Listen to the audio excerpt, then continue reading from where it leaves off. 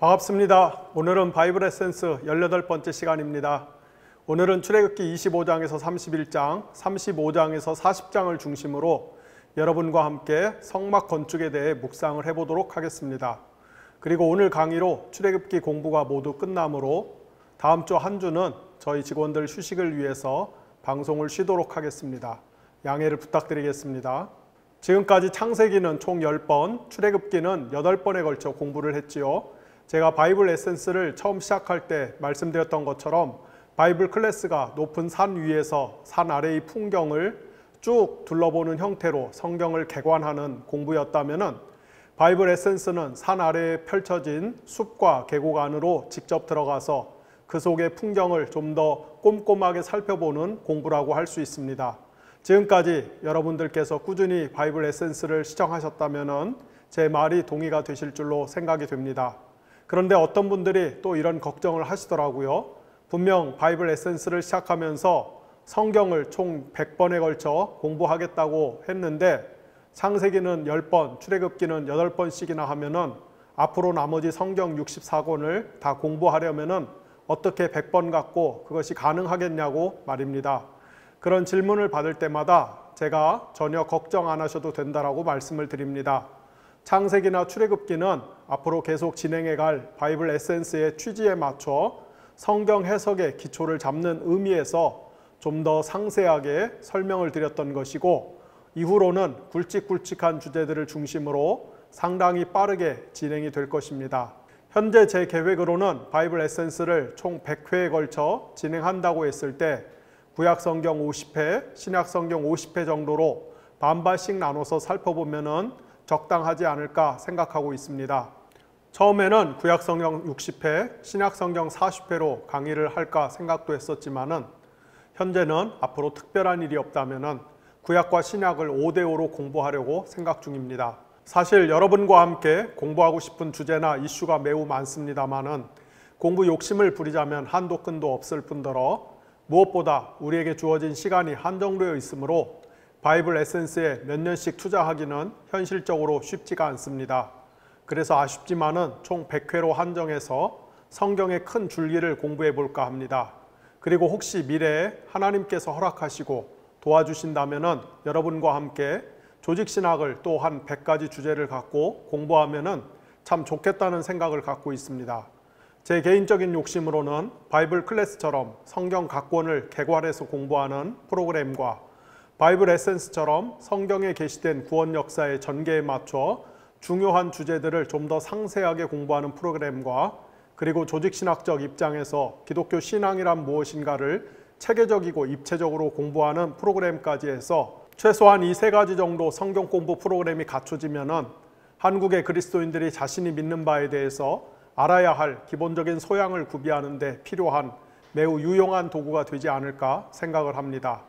하지만 이런 성경 공부 프로그램을 만드는 게 말이 쉽지 실제로 그것을 실행해 나가려면 많은 시간과 에너지와 재정이 필요한 것이 사실이죠. 따라서 여러분들이 저희를 위해서 계속 관심을 갖고 기도해 주시면 감사하겠습니다. 구약 성경에 한정해 볼 때 제 개인적인 생각에는 가장 중요하고 놀라운 사건이 무엇인가 하면은 파라오의 성을 건축하던 자들이 하나님의 집을 건축한 것이라고 말씀을 드리고 싶습니다. 출애굽기 서두에서 이집트 파라오의 성을 건축하는 데 동원된 노예들을 극적으로 해방시킨 하나님께서는 그들을 시내산으로 데려오셔서 그들과 언약을 체결하시고 율법을 수여하셨으며 무엇보다 그들에게 하나님이 머무실 수 있는 처소를 건축하도록 명하셨습니다. 이로써 하나님은 태초의 에덴 동산에서 벌어진 아담과 하와의 반역과 불순종 이후 인류가 추구해온 인간을 위한 성을 쌓는 삶의 양식을 뒤집어서 다시 하나님과의 친밀한 교제가 가능한 삶의 영역으로 초청하시는 일을 본격적으로 시작하셨습니다.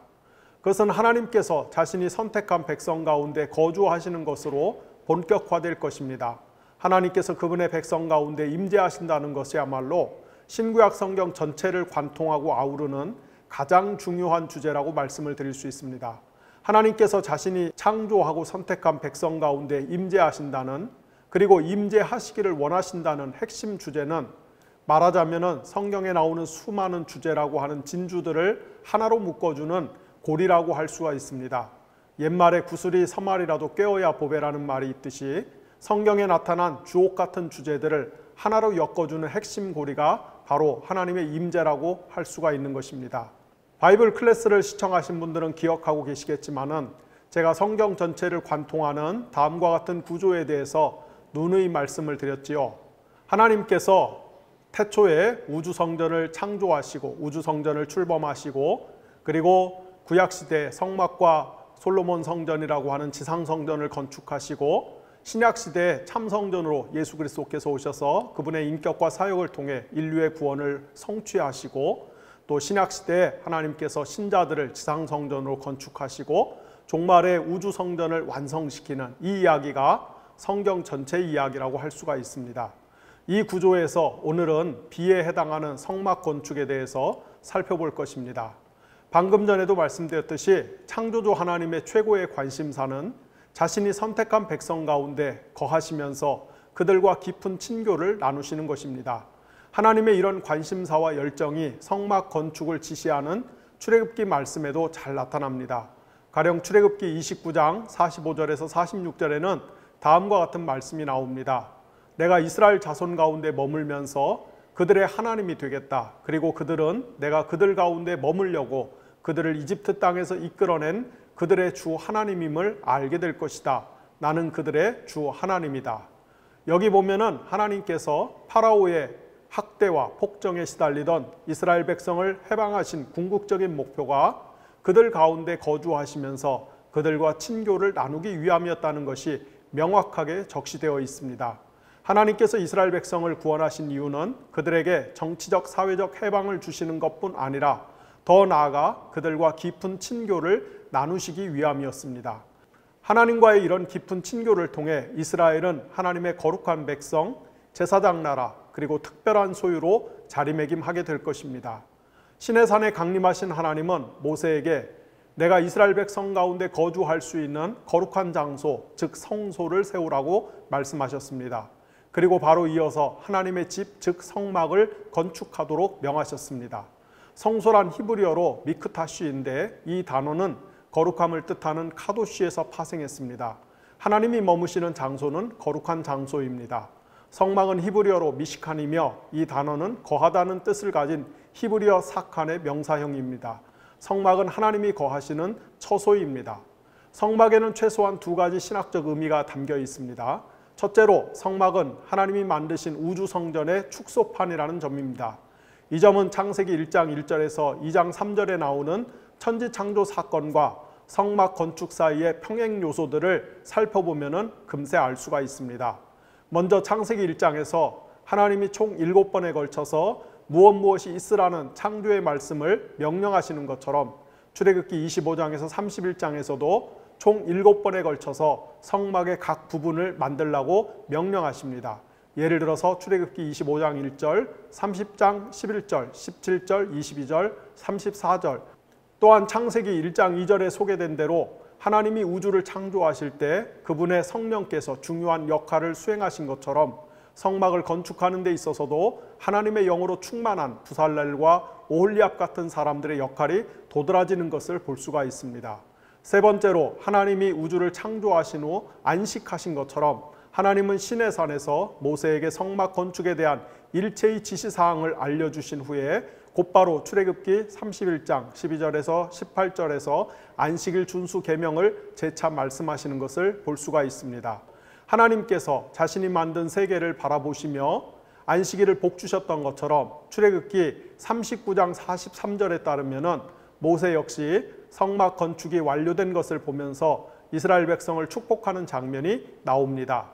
이렇듯 출애굽기에 나오는 성막 건축은 창세기 1장의 천지창조 사건에 평행하는 혹은 그것에 비견하는 사건입니다. 바꿔 말하면 성막은 우주성전의 축소판이라고 말씀을 드릴 수가 있습니다. 둘째로 성막은 움직이는 성전이라는 것입니다. 하나님께서 그분의 백성 가운데 거주하시는 집, 곧 성막을 건축하라고 명령하시기에 앞서 창세기와 출애굽기에서 최소한 2번에 걸쳐 하나님이 그분의 백성과 함께 하셨던 사례들이 나옵니다.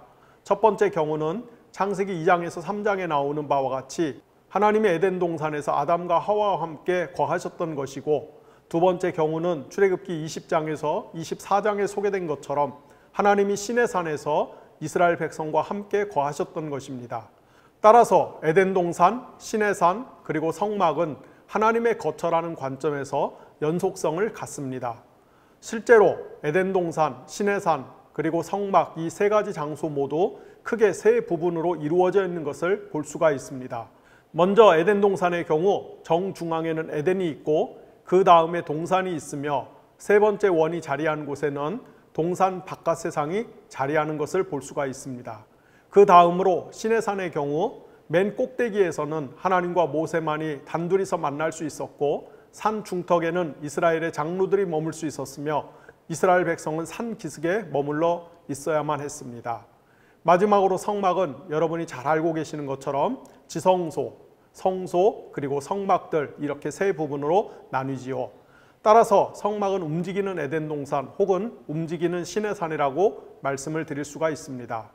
모세와 이스라엘 백성은 하나님이 분부하신 양식대로 성막을 건축한 이후에는 하나님과 친교를 나누기 위해 더 이상 에덴 동산으로 돌아가려고 노력할 필요가 없습니다.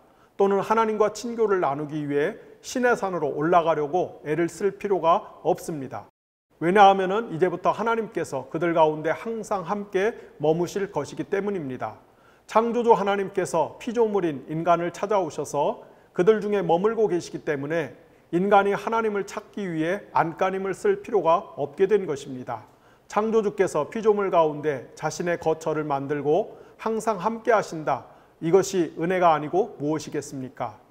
성막의 모양과 규모는 하나님이 시내산에서 모세에게 가르쳐 주신 양식대로 건축해야만 했습니다. 성막 건축을 소개하는 출애굽기 25장에서 31장, 35장에서 40장을 읽어보면 하나님께서는 모세에게 내가 보여주는 대로 건축하라고 말씀하시고, 모세는 이스라엘 백성에게 이것은 주님의 명령입니다라고 말하면서 하나님이 가르쳐 주신 내용을 전달하며, 이스라엘 백성은 하나님이 모세를 통해 시키신 그대로 실행하였다는 말씀이 반복해서 나오는 것을 볼 수가 있습니다. 이를 통해서 우리는 하나님과의 만남과 친교, 즉 예배는 하나님이 가르쳐 주신 대로 바치는 것이지 인간이 궁리하거나 고안해서 드리는 것이 아님을 다시 한번 확인할 수 있습니다. 다시 말씀드리거니와 기독교의 계시와 예배는 위에서 아래로 내려오는 것이지 아래에서 위로 올라가는 것이 아닙니다. 사실상 이것이 기독교와 타 종교의 가장 큰 그리고 가장 결정적인 차이점이라고 말씀을 드릴 수가 있습니다. 기독교인인 우리는 언제나 하나님이 위에서 가르쳐 주신 대로 믿고 살아야지 우리가 개발하고 고안한 방식대로 신앙생활을 하려고 하면 안 됩니다. 하나님의 말씀이 기록된 성경이 중요한 이유, 우리가 성경적으로 신앙생활을 해야만 하는 이유가 여기에 있습니다. 안타깝게도 오늘날 스스로 그리스도인이라고 생각하는 많은 사람들이 성경을 읽지도 않고 올바로 배우지도 않다 보니 성경대로 신앙생활을 하는 것이 아니라 자기들이 임의로 만든 방식대로 하나님을 믿는다고 주장하는 모습을 심심치 않게 볼 수 있습니다. 교회의 부패와 무기력함이 여기서 비롯되는 것입니다. 한편 출애굽기 저자는 하나님께서 모세를 통해 성막을 건축하도록 지시하시자 이스라엘 백성이 필요한 자재를 기쁜 마음으로 하나님께 바쳤다는 사실을 강조합니다. 그들은 성막 건축에 필요한 각종 귀금속, 천과 실, 가죽, 목재, 기름 등을 즐거이 하나님께 드렸죠. 또한 손재주가 좋은 사람들은 소위 재능 기부를 통해 성막 건축에 직접 참여했습니다. 그런 다음에도 아침마다 계속해서 예물을 바쳤으므로 마침내 모세는 이렇게 선언할 수밖에 없었습니다. 오 여러분, 너무 많습니다. 이제 그만 가져오십시오. 저명한 성경학자인 브레버드 차일즈 같은 사람에 따르면 당시 성막 건축에 소요된 자재는 가령 금이 1900파운드, 은이 6437파운드, 동이 4522파운드 정도로 추정된다고 합니다. 1파운드가 통상 0.45kg 정도 되니까 성막 건축에 소요된 귀금속만 대략 6.5톤 정도로 추계가 됩니다. 대체 이렇게 많은 귀금속을 이스라엘 백성은 어떻게 바친 것일까요? 이것도 사실 성경의 미스테리 중 하나입니다.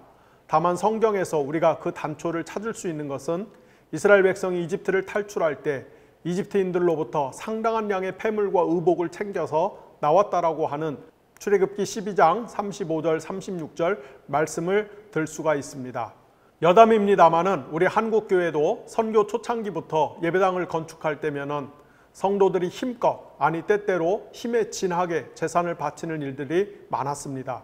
선교 초창기 사료들을 보면은 구한 말에 국제정세가 암울하고 국권이 위태롭고 백성이 가난과 배고픔에 허덕일 때도 많은 기독교 신자들이 하나님께 예배드리는 집을 잘 짓기 위해서 혼신의 힘을 다한 모습들을 찾아보는 것이 어렵지가 않습니다. 일례로 선교 초창기에 한국 기독교의 요람 역할을 했던 평안북도 선천 지역의 선천읍 교회 건축에 관련된 증언을 살펴보겠습니다. 선천읍 예배당은 1906년 10월에 76칸 크기의 기역자 형태로 건축되었는데요. 당시 총 공사비가 44,100량, 미화 기준으로 2,000달러가 소요되었다고 합니다. 그런데 이 많은 돈을 한국인 신자들의 헌금으로 전액 충당을 했습니다. 1906년 8월 16일자 그리스도 신문에 실렸던 선천읍 교회 집사였던 안준이 남긴 글에 따르면 이런 내용이 나옵니다.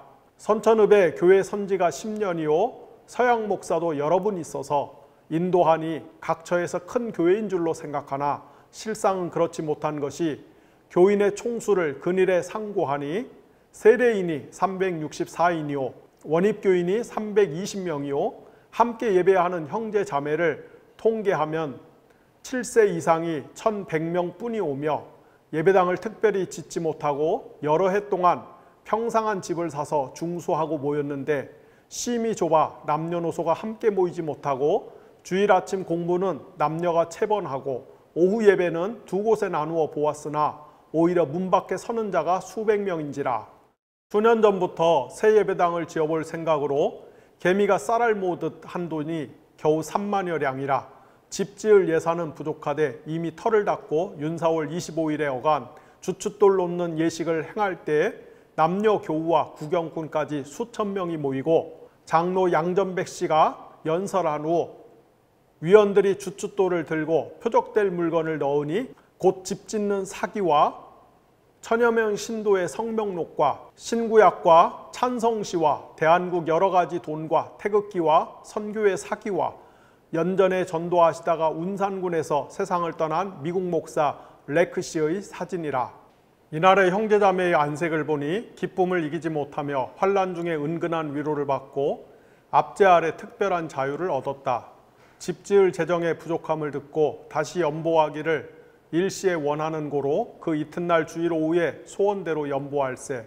일장 광경을 비욱한데 해나고 비 오는 것 같이 구석구석 우는 눈물 감격함을 못 이기고 아이 어른 기쁜 소리 요란하며 처녀각시 돌아보니 아끼고 사랑하던 각색 폐물 은지환을 다투어 팔아내며 여러 형제들도 시세 쫓아 떨어지오.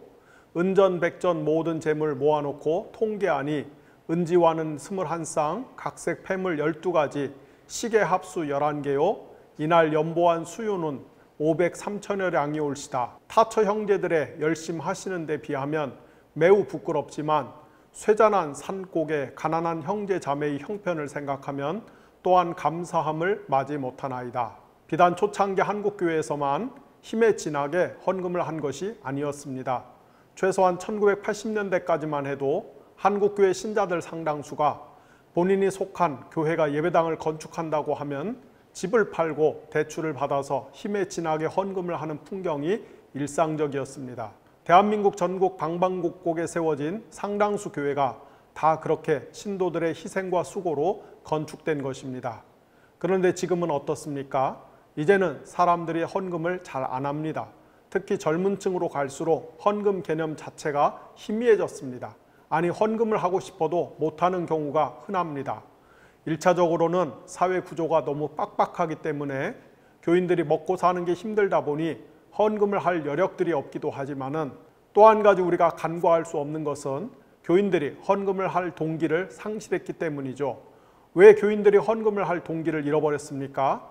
기껏 힘들게 헌금을 했더니 그렇게 해서 간신히 예배당을 건축하고 주차장을 마련했더니 나중에 보니까 그게 전부 목사 개인의 사유재산으로 둔갑한 경우가 비일비재해지다 보니까 어느 순간부터 교인들이 헌금을 할 의욕이 사라진 것입니다. 저는 엄중히 묻고 싶습니다. 예수 그리스도께서 핏값을 지불하시고 산 교회를 사유화하고 자식에게 세습하는 목사들은, 또 거기에 부하내동하는 장로들은 나중에 하나님 앞에 가서 그분의 얼굴을 어떻게 뵐 것인지, 과연 하나님과 눈길을 마주할 자신이 있는가 묻고 싶습니다. 이런 이야기를 논하기 시작하면 한도 끝도 없이 길어지니까 그만하고, 이제 하나님께서 모세에게 건축을 지시하신 성막에 대해서 구체적으로 살펴보겠습니다. 우선 성막의 구조와 기능을 공부하는 데 있어 두 가지 주의사항을 말씀드리고 싶습니다. 하나는 성경에 묘사된 성막의 구조가 생소하고 복잡하기 때문에 하나하나 세세하게 살펴보는 대신에 가장 중요한 내용만 선별적으로 살펴보도록 하겠습니다. 그것이 여러분께서 성막과 관련한 이슈를 기억하시는데도 더 유익하다고 판단이 됩니다.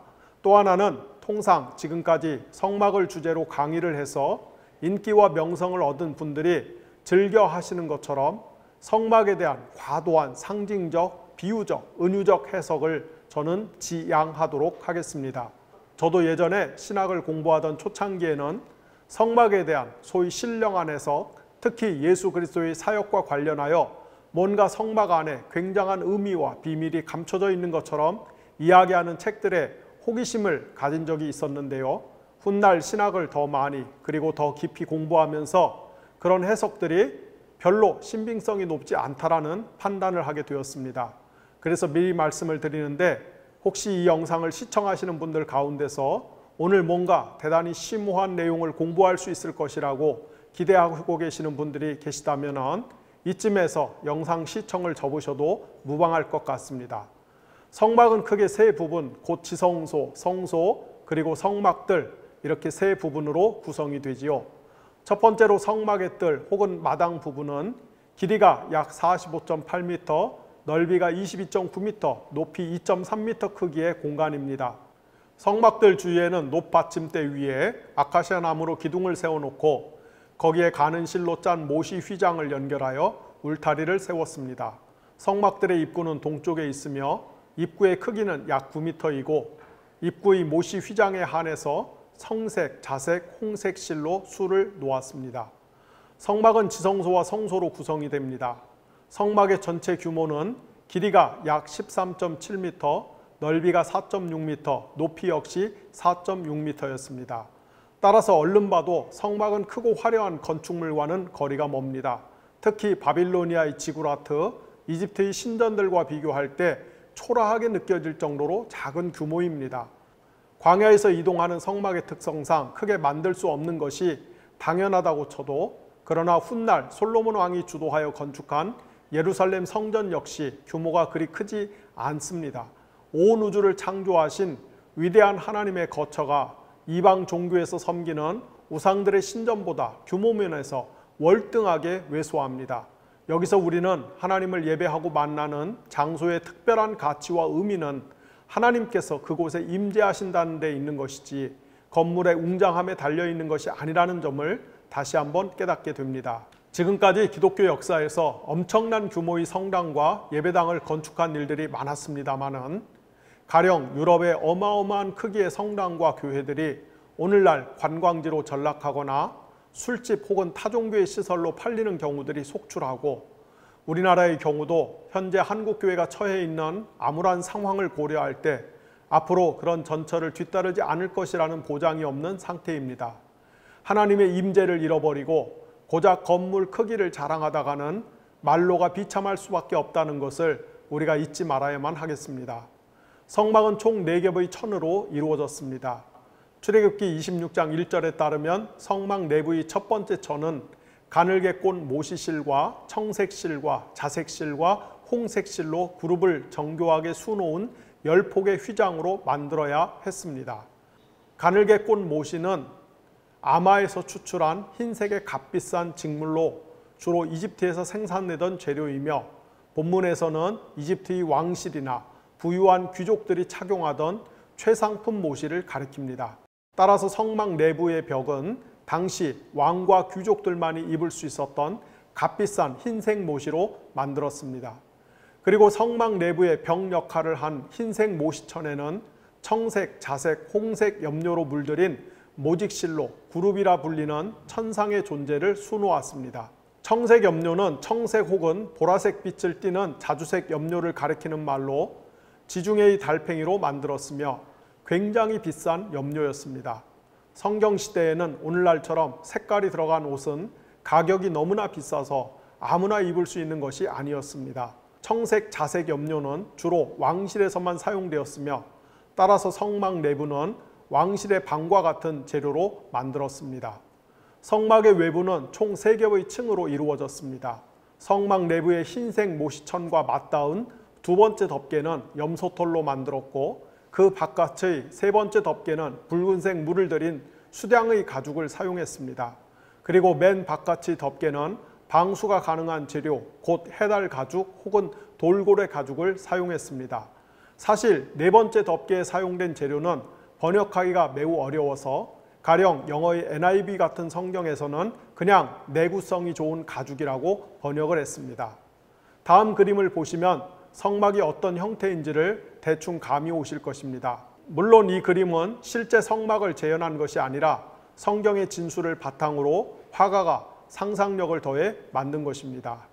지성소는 길이, 넓이, 높이 모두 4.6m의 정육면체 형태의 공간입니다. 지성소는 성막에서 가장 핵심적인 장소입니다. 지성소에는 언약궤 혹은 법궤라고 부르는 상자가 비치되었습니다. 언약궤는 길이 약 114cm, 넓이 71cm, 높이 71cm의 나무 상자로 만든 다음 안팎으로 순금을 입혔습니다. 언약궤 양쪽에는 금고리를 부착하고 각각의 고리 안에는 금을 입힌 나무로 된 채를 끼워 넣었습니다. 언약궤를 옮길 때는 반드시 이 채를 들고 옮겨야 했으며 언약궤를 직접 만드는 것은 허락되지 않았습니다. 언약궤는 대제사장 외에는 누구도 만질 수가 없었습니다. 언약궤 안에는 십계명이 쓰인 돌판과 만나를 담은 항아리, 그리고 싹이 난 아론의 지팡이를 비치했습니다. 언약궤 안에 담긴 이 세 가지 물품은 하나님의 주도적인 계시, 하나님의 공급과 보호에 대한 신뢰와 순종, 지도력에 대한 하나님의 기준과 선택 등을 지시합니다. 사실상 이 세 가지 요소는 이스라엘 백성의 정체성의 핵심이며 유감스럽게도 이스라엘은 후대 역사에서 이 세 가지 요소와 관련하여 실패를 반복하는 모습을 보여줍니다. 언약궤 위에는 순금으로 덮개를 만들고서 이를 속죄소라고 불렀습니다. 순금으로 된 덮개 위에는 안쪽을 향해 마주 바라보며 서 있는 순금으로 만든 그룹들이 있어야 했고 그 그룹들은 날개를 펴서 속죄소를 덮고 있어야 했습니다. 그룹은 구약 성경에서 성전 입구를 지키는 천상의 존재들을 가리키거나 또는 하나님의 보좌 주변에서 시중을 드는 영적인 존재들을 가리키는 말입니다. 가령 구약 성경 시편 99편 1절을 보면은 다음과 같은 말씀이 나옵니다. 여호와께서 다스리시니 만민이 떨 것이요 여호와께서 그룹 사이에 좌정하시니 땅이 흔들릴 것이로다. 그런데 따지고 보면은 이런 그룹 같은 존재들은 성경에만 나오는 독특한 존재가 아니라 성경 시대의 고대 중동 지역에서 흔히 볼 수 있는 초자연적 존재를 상징했습니다. 예컨대 지금 보여드리는 사진은 날개를 가진 존재들이 떠받들고 있는 고대 비블로스의 아이람 왕의 모습입니다. 또 다음 사진은 날개를 지닌 존재가 보좌 주변에서 시중을 들고 있는 아시리아 왕 아슈르나시르팔 2세의 모습입니다. 이렇듯 고대 중동 지역의 문화에서는 신 혹은 왕들의 주변에서 날개를 가진 초월적인 존재가 시중을 들고 있다는 생각이 보편적이었습니다. 구약 성경도 이런 공통의 세계관을 상당히 많이 공유하며 이를 야훼 하나님에 대한 신앙에 맞춰서 창조적으로 변형시키는 것을 볼 수가 있습니다. 한편 구약 성경 창세기 3장에서 그룹은 에덴 동산, 곧 에덴 성전의 입구를 지키는 존재로 소개되고 있지요. 본래 하나님께서는 아담과 하와를 선택하여 에덴 성전에서 그들 가운데 거하시면서 함께 친교를 나누셨지만 아담과 하와가 하나님의 말씀에 불순종하여 선악과를 따먹은 이후 하나님은 에덴 성전을 떠나셨고 아담과 하와는 그곳에서 추방되었으며 에덴 성전의 입구는 그룹이라고 불리는 천상의 존재에 의해서 더 이상 인간이 접근이 불가능한 장소로 돌변했습니다. 그런데 모세 시대에 하나님께서 언약궤 위에 그룹이 시중되는 장소를 만들라고 지시하신 것은 과거에 에덴 성전에서 상실한 하나님과 인간의 친교를 회복하시겠다라는 의지를 표명하신 것입니다. 그렇다면 어떻게 하나님과 인간이 다시 에덴 성전에서와 같이 친밀한 교제를 누릴 수 있겠습니까? 그 비결은 다음과 같습니다. 이스라엘의 대제사장은 1년에 한 차례 곧 속죄일에 지성소에 들어가 언약궤 위에 있는 덮개 위에 희생동물의 피를 뿌려야 했으며 그 결과 온 이스라엘 백성의 죄가 사하여졌습니다. 다음 시간에 상세하게 살펴보겠지만은 이 덮개는 흔히 이스라엘의 죄를 속하는 덮개 또는 이스라엘의 누적된 죄를 씻어버리는 덮개라 불렀습니다. 대제사장이 바치는 속죄의 제사 또는 씻어버리는 제사를 통해서 이스라엘은 하나님과의 친교를 회복할 수 있었으며 이로써 하나님은 계속해서 이스라엘 백성 가운데 거하실 수 있었던 것입니다. 지성소와 성소는 특별한 커튼 혹은 베일로 구분되었습니다. 곧 흰색 천에 청색, 자색, 홍색으로 물들인 실로 수놓은 그룹이 새겨진 휘장이 지성소와 성소 사이에 드리워져 있음으로써 이 두 공간을 구분했습니다. 성소에는 진설병이 놓인 상, 순금으로 된 등잔대, 분향단 이렇게 세 가지가 배치되었습니다. 진설병이 놓인 상은 길이 약 91cm, 넓이 46cm, 높이 69cm의 아카시아 나무로 만들고 외부는 순금을 입혔습니다. 이 상에는 안식일마다 이스라엘 12지파를 상징하는 떡 12개를 올려놓아야 했으며 금으로 된 대접과 숟가락, 병, 잔도 함께 올려놓아야 했습니다. 그리고 언약궤와 마찬가지로 오직 채를 이용해서만 옮길 수가 있었습니다. 통상 고대 중동 지역의 문화에서 인간의 가장 중요한 임무 중 하나는 자신이 섬기는 신들이 허기가 지지 않도록 식사 시간에 맞춰 음식을 잘 대령하는 것이었습니다. 그러나 이스라엘의 야훼 하나님께서는 그런 식으로 인간의 돌봄이 필요한 신이 아니었기 때문에 우리는 진설병의 용도가 하나님께 식사를 대접하는 것이라고 생각할 필요가 없습니다. 아마도 성소에 비치된 진설병이 놓인 상의 용도는 하나님과 그분의 백성들이 식탁 교제를 통해 더 깊은 친교를 나누는 것을 상징할 것입니다. 우리가 신약 성경 복음서를 읽어보면은 예수님께서 사람들을 초청하여 하나님 나라를 가르쳐 주시면서 늘 잔치 비유를 들어 설명하시는 장면을 심심치 않게 볼 수가 있습니다. 왜 예수님은 하나님 나라 또는 천국을 항상 잔치로 묘사하셨을까요? 그것은 고대 중동 지역의 잔치는 그야말로 온 마을의 축제였기 때문입니다. 잔치에는 먹을 것이 넘쳐나고 기쁨과 흥이 가득하며 사람들은 모두 하나가 되어 어우러졌습니다. 이처럼 미래에 완성될 하나님 나라, 즉 종말에 완성될 우주 성전에서 하나님의 백성들은 하나님이 주시는 신적인 생명의 풍성함에 참여하여 형언할 수 없는 기쁨과 성도의 참된 연합을 맛보게 될 것입니다. 이것이 예수님께서 미래의 천국을 잔치 비유로 늘 가르쳐 주신 이유인 것입니다. 진설병이 놓인 상 맞은편에는 7가지가 달린 나무 형태의 등잔대를 만들어 비치했습니다. 이것은 중심 가지에는 4개의 꽃이, 나머지 6개의 가지에는 각각 3개의 꽃이, 도합 22개의 꽃이 달린 나무 형태의 등잔대였으며 등잔대 전체가 일체형으로 이루어졌고 순금을 두들겨서 만들었습니다. 등잔대 위에는 돌 또는 흙으로 만든 등잔을 올려놓고 그 안에 최고급 올리브 기름을 담아 불을 지폈습니다. 이 순금으로 된 등잔대는 에덴 동산에 있던 생명나무를 상징하거나 또는 출애굽기 3장에서 모세가 처음 하나님을 만났을 때 보았던 호렙산의 불타는 떨기나무를 상징했을 것입니다. 즉 순금으로 된 등잔대는 하나님의 임재와 계시를 상징합니다. 하나님의 임재와 계시가 일어나는 곳에서는 필연적으로 생명이 주어지죠. 어쩌면 이 등잔대는 하나님의 심판의 불을 상징할 수도 있을 것입니다. 이스라엘 백성이 하나님을 가볍게 여기고 함부로 행동하면 심판의 불로서 소멸될 것입니다. 지성소가 마주 보이는 정면에는 분향단을 만들어 비치했습니다. 분향단은 가로 46cm, 세로 46cm, 높이 91cm가량의 정사각형 기둥 형태였으며 아카시아 나무로 만든 다음 순금으로 표면을 덮었습니다. 분향당 상단의 4귀퉁이에는 돌기나 뿔을 만들어 세웠습니다. 이런 뿔 달린 제단은 고대 중동 지역에서 흔한 형태의 제단이었습니다. 다음 사진은 무기또에서 발견된 이교도들의 제단인데, 이 사진을 통해 여러분께서 이스라엘 성막에 있던 분향단의 모양을 상상해 볼 수 있을 것입니다. 분향단 역시 금고리를 달고 아카시아 나무에 금을 입힌 채를 끼운 다음 그 채를 잡고 운반해야 했습니다. 이스라엘의 대제사장은 매일 아침과 저녁으로 등잔대에 불을 켜기 위해 성소에 들어올 때마다 분향단에서 향을 태워야 했습니다. 이때 대제사장이 분향단에서 향을 태우면 향의 연기가 성소를 가득 채웠고, 연기가 자욱한 성소 안에서 7개의 등잔이 빛을 발하였으며, 이는 마치 하나님께서 이스라엘 백성과 언약을 체결하시기 위해 시내산에 강림하실 때 산 정상에 마치 화산이 폭발한 것처럼 연기와 불이 번쩍거리던 모습과 유사한 풍경을 자아냈습니다.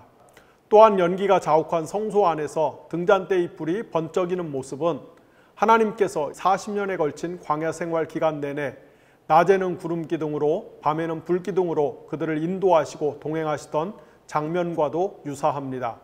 무엇보다도 하나님께서 이스라엘 백성 가운데 임재하실 때는 언제나 구름이 성막 혹은 성전 주변을 가득 채웠습니다. 이는 이스라엘 백성이 하나님의 영광을 직접 목격하지 못하도록 함으로써 이스라엘 백성의 생명을 보호하기 위함이었습니다. 마찬가지로 분향단에서 피어오르는 성소를 가득 메운 향 연기는 제사장들로 하여금 지성소에 임재하신 하나님의 영광을 직접 목격하는 것을 막아줌으로써 그들의 생명을 보호하는 역할을 했을 것입니다. 성막의 뜰에는 노스로 만든 번제단과 물두멍을 비치했습니다. 번제단은 가로와 세로가 각각 2.3m, 높이는 1.4m 크기였으며 아카시아 나무로 만든 후 표면에 놋을 씌웠습니다. 번제단 내부는 텅 비었고 중간 높이 부분에 격자형 그물을 걸어놓아 그곳에 제물을 올려놓을 수 있게 된 형태였으며, 분향단과 마찬가지로 모서리마다 돌기 혹은 뿔을 만들어 달았습니다. 번제단에서는 모든 종류의 제사가 드려졌으며 이스라엘의 제사장들은 번제단의 불이 밤낮으로 계속 타오르게 해야만 했습니다. 물두멍은 제사장들이 성막에 들어갈 때나 또는 제사를 집전할 때 손과 발을 깨끗이 씻는 용도로 제작된 기구입니다.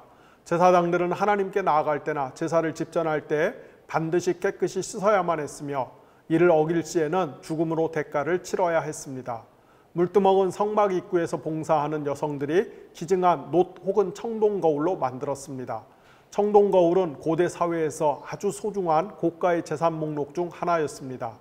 비록 고대의 청동 거울은 사물의 상이 찌그러져 보이는 단점이 있었지만, 유리 거울이 없었던 시절에는 청동 거울을 통해 자기 얼굴의 생김새를 얼추 볼 수 있는 것만 해도 굉장한 일이었습니다. 사도 바울은 고린도전서 13장 12절에서 신자들이 지금 현세에서는 마치 청동 거울로 보는 것처럼 하나님에 대해서, 하나님의 계시와 진리에 대해서, 성도들 서로서로에 대해서, 이 세상의 수많은 숨겨진 은밀한 일들에 대해서 희미하게 볼 수 없지만, 그래서 궁금한 게 많고 오해가 많고 불만이 많지만, 그러나 미래에 완성될 하나님 나라 곧 종말에 완성된 우주 성전에서는 사람이 얼굴과 얼굴을 마주보는 것처럼 모든 것을 선명하고 뚜렷하게 깨닫게 될 것이라고 말하고 있습니다.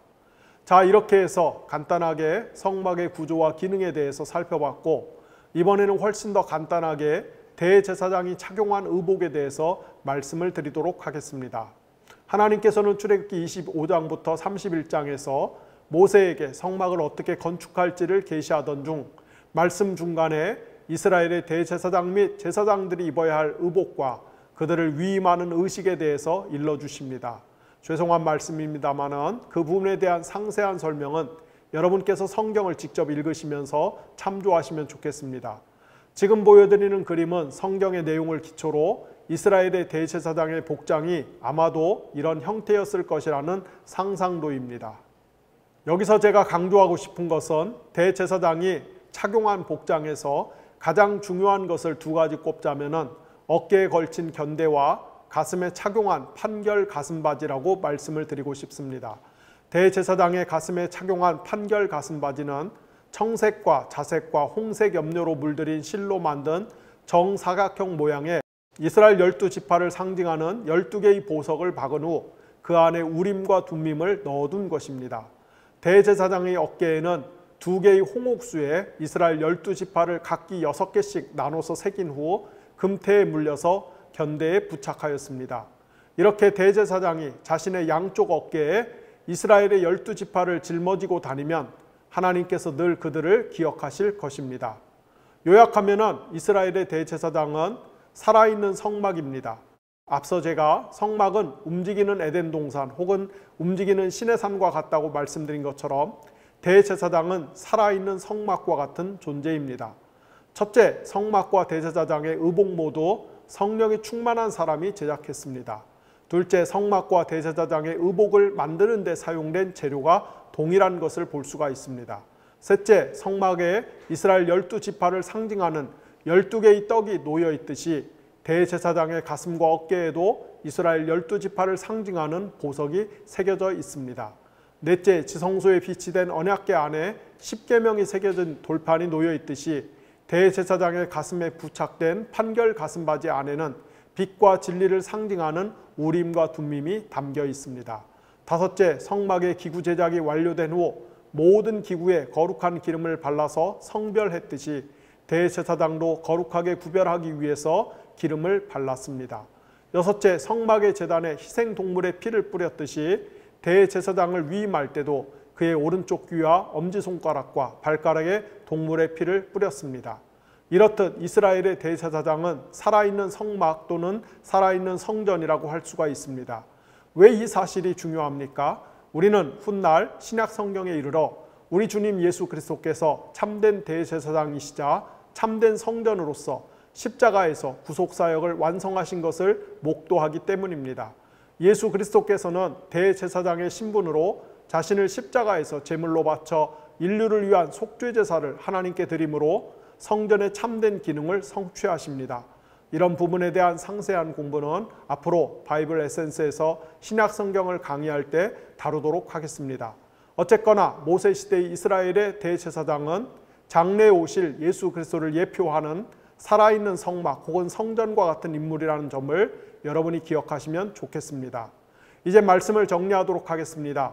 여러분이 구약 성경에 나오는 성막의 구조와 기능, 각종 제사법, 그리고 제사장들에게 적용되는 다양한 규칙들을 공부하다 보면은 제일 먼저 무슨 생각이 드십니까?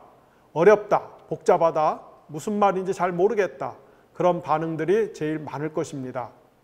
저 같은 경우는 구약 성경에서 이 부분을 읽을 때마다 제일 먼저 드는 생각이 시험 봐서 천국에 가는 것이 아니어서 참 다행이다 라는 생각입니다. 만약 하나님께서 성경 시험을 보고 커트라인을 정해서 성적 순서대로 천국에 입성시키셨다면 아마도 우리 중에 천국에 못 가실 분들이 적지 않을 것입니다. 그래서 성경 시험을 봐서 천국에 안 가는 것이 참 다행입니다. 또 무슨 생각이 드냐면은 신약시대에는 구약시대처럼 하나님께 예배드리는 과정과 절차가 복잡하고 까다롭고 어렵지 않아서 다행이다라는 것입니다. 그리고 이 모든 것이 결국은 우리 주님 예수 그리스도께서 십자가에서 영단번에 이루신 구속사역 덕분입니다. 그럼에도 불구하고 우리가 진지하게 생각해야 할 것이 있습니다.